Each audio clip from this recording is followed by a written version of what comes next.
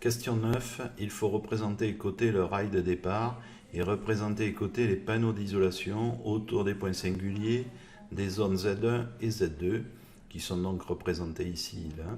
Donc c'est autour de la fenêtre et autour de la porte. Donc il faut répondre sur le document DR4 que voici. Alors le mieux évidemment ça serait de l'imprimer. Vous voyez il y a une échelle ici 0,02.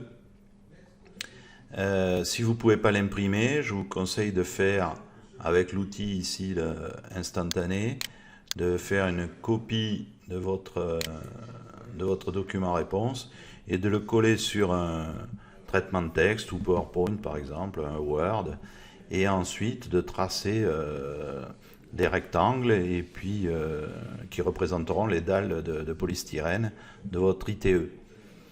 Évidemment, sur le dessin, il faut représenter les dalles entières et les dalles découpées. Et pour les dalles découpées, il faut indiquer leur cote de façon à ce que celui qui va poser l'ITE sache comment découper ces dalles. Alors évidemment, vous allez vous aider pour ça des documents techniques qui vous permettront de savoir comment poser ces dalles. Les documents techniques de 5 à 8 vont vous décrire l'ITE. Donc le document 5, c'est un extrait du CCTP qu'il faut lire pour savoir de quoi sont composées ces plaques.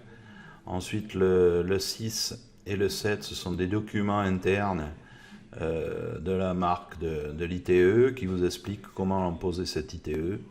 Mais surtout le document 7 qui lui vous donne les règles dont il faut tenir compte pour faire le calpinage de cette ITE.